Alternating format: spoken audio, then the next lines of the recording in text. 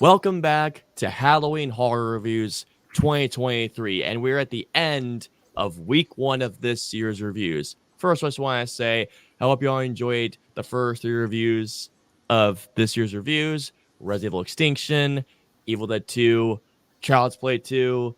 But now, guys, it's time to talk about a movie. It was actually recommended to me to put on this list by this gentleman to my left or to my right, however you want to put it. And he also recommended me some movies to talk about this year, which you'll see when those movie reviews come out. But I'm here to talk about 2005's Corpse Bride, directed by Tim Burton and co-directed by Mike Johnson. And I'm here with Mr. Garrison. Bear, introduce yourself. Can I please just get this out of the way? I'm not even gonna bother doing all the follow on nonsense of fucking introducing who the fuck I am. Everybody knows who I am. I've been on this page how many times before? The people know who I am. And by the way, you have already seen us together on our stream of The Quarry, which, by the way, I hope you all enjoyed that. We have a couple more streams coming up throughout this month, and we're going to be streaming The Devil in Me. The game's okay. Corpse Bride, like I said, came out back in 2005, and it's a stop-motion animated movie, also produced by Laika Entertainment before they made Coraline. I am a fan of Laika's movies, just like how I feel with Aardman Productions. Laika has given us some really good stuff out there, man, and their catalog's not that big, and this is one of those they've done. And Jesus H, when it comes to stop motion animation, it's just I gotta give so much appreciation for the time and effort it takes to where you are assembling these little characters, your main attributes and contributions to what your movie is, and how you have to, move the piece, take the picture or film it, and just move it little by little by little. And then you got to add all these practical sound effects in the studio and create such an amazing atmosphere that are so raw and acoustic of what makes the movie lifelike. In the film, we follow a character named Victor, voiced by Johnny Depp, who, by the way, for those of you who didn't know this, at the same time, he was also filming Charlie and the Chocolate Factory, who is supposed to be getting married to a girl named Victoria, and he keeps messing up his wedding vows, unfortunately, during the wedding rehearsals. It happens to all of us. You want to know why? Because you get so nervous, and once you shit yourself, you forget what you're going to say. He was too damn nervous to get through rehearsal, so he ends up going into the woods, and he practices wedding vows, gets through it without a hitch, but unfortunately, he puts the ring on what's actually a corpse's hand, and well, guess what arises? The Corpse Bride, portrayed by Helena Bonham Carter, and as a result, they will go into the land of dead. That's all I'm going to say from there. Damien! Gary, I've been doing this ever since the start of Halloween Horror Reviews. Talk about the first time you ever saw Corpse Bride. The first time I ever saw Corpse Bride was a long goddamn time ago, and I actually saw this movie out of the blue. Really? It was just on TV one day, and as soon as I saw it, I was amazed. You saw it on TV? I think I did see it on TV, if I remember correctly. It was on television, flickering through all those movies that you see, and once they're out for a while, they go on television. Yeah, and on cable. You'll see something. You know that HBO Family Network they used to be on? Yeah. I actually saw it on HBO one time a long time ago when I used to have it. So I saw it, I watched it, and I loved it. And I've seen a lot of Tim Burton's movies. Now, Tim Burton is one of those directors that I really do appreciate a lot when it comes to his level of creativity. He is the most gothic director without even being gothic. I agree. It's the way how he shoots his movies, from his production design. He has a very gothic and macabre style of filmmaking where... Yeah, that's a big word or a fancy word. How he has that morose, like black and white feel, but still he has such a gorgeous color palette with other films, like, for example, Beetlejuice, Edward Scissorhands, Batman Returns. I think the best description you're looking for is the looks of melancholy with the personality of levity. Yeah, that's another way to describe it. I actually saw this movie in the theater, Corpse Bride. Yes, yeah, right. I saw us in the theater. And keep in mind, here's the thing, guys. For those of you who know me personally, I've said this many, many times. musicals are not my favorite genre of film. They're actually the genre that I don't tend to see a lot of the time, even though some of my favorite musicals of all time are some of my favorite movies. Number Before Christmas, Grease, The Sound of Music. I actually did not know this was a musical before going in. I didn't know. I was very intrigued knowing it was the animation. I loved stop motion as a kid. And even as a kid, I loved Tim Burton. And I asked my dad, hey, can we go see this movie? He said, sure. This movie put a trance on me. I was in a trance, and man, this movie, I can say this right now. We were talking about this just yesterday, actually. This movie holds up like a fine fucking wine. It You want seriously to know does. why the songs worked so well? Because they weren't just your doo-dah sing-alongs. They were actually stories in the fucking songs, and it was telling the whole entire routine what was going on in each scene. It was telling the fucking stories and adding more details to it with a much more musical charm. And plus, it's fucking Danny Elfman. Oh God, yeah.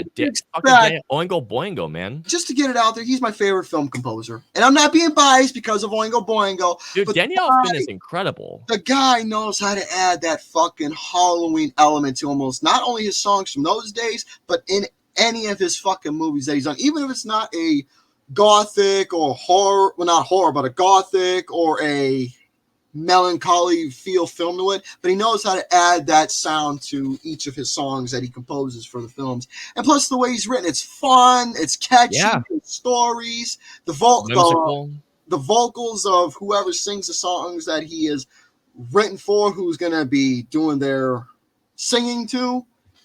They always know how to add that particular voice range to a lot of his songs, a lot of his scores that he does write for him. Danny Elfman is one of those composers that, like, when you hear the music within the first 5 seconds, you automatically know it's Danny Elfman. Well, you know why? Because the guy knows how to add fucking various different sounds to his music. Yeah, he does. It doesn't matter if it was for his days back in the 80s or his movies. The guy knows what he's doing. He knows how to incorporate various different sounds and makes each score sound different from the one that was previously showcased in the film. Because I agree. Because it fits the mood. It fits the story. It fits the atmosphere. It fits the narrative and the emotions that the characters are expressing. I had not seen this movie in at least a good 5 years. It's been a long fucking time since I've seen Corpse Bride. And when I was rewatching the film, there was a voice that stood out. I totally forgot Christopher Lee was in this movie. Was it the priest or was it the Baron? He was the priest. Okay. I forgot I heard the voice and I was thinking, holy shit, it's Christopher Lee. Well, of course, the priest had a fucking wedding recital that was going on. He wanted everybody to be so goddamn serious. The reason why I think this movie has held up over, now it's been about, over 15 years, almost 20 years this movie has been out. A long goddamn time. One of the reasons why is because we were mentioning how beautiful, not only how amazing the stop motion looks, but if there's something I've always admired about Tim Burton as a director is how this film progresses, how the colors evolve in this movie. Like, it starts off with the grand black and white feel with some grays in there, but then the moment that you meet the Corpse Bride and you see the Land of the Dead, once you get to that aspect of the film, how everything just pops, especially when you hear the song oh my god, Helena Bonham Carter's song. I really appreciate that this was a movie that, as the time went on, that the color palette just kept evolving with it. Well, atmosphere is everything in animation. Yeah. It's like I said, it sets the mood, it sets the tone, it sets where the story is progressing. It adds the element of suspense if need be. It adds the romance of what's being filled. And if there's one thing about Tim Burton that he incorporated in this film is symbolism. The blue butterfly that is first shown in the film that Victor sees and tries to catch. Yeah. Look at that blue butterfly goes a long way, and it is explained very well of what the blue butterfly is and exactly who it represents a lot. The thing about this movie that I really respect literally the most is the romance and the gracefulness. Yeah. I don't know if that's a real word, but I said it anyway. But the movie itself is very fucking graceful. And It the reason is. why I'm saying graceful is because the movie itself, it's not just about getting married. It's not about getting No. back to the land. But there's a fucking villain who is trying to stop everything in his power to get himself another bride. It's also about getting retribution, redemption, and seeking peace for yourself. Yeah. And moving on with your life. Yeah, the storytelling in the film. I mean, despite the film only being less than an hour, it's like an hour, 17 minutes. It's a very short film for a Tim Burton movie, but But still. here's the thing, though. Yeah. It may be short, but a lot happens, and it goes a Yeah. long way, and the pacing is just is fantastic. Yeah, it's a very well paced. So it's a movie that literally it ends before you know it, which it's a short, it's sweet, it packs in a lot of storytelling. I forgot how funny this movie was too. There was a lot of levity in this film. Yeah, like especially when he sees his dog Scraps again, he's like, "Play dead," and the dog just goes, "Huh?"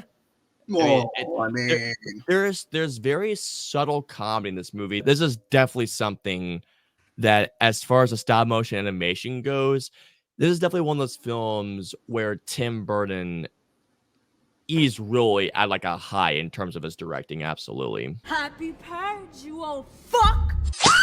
I will say though, now as far as the only issues I have with this movie, as I was rewatching it, I wish that there could have.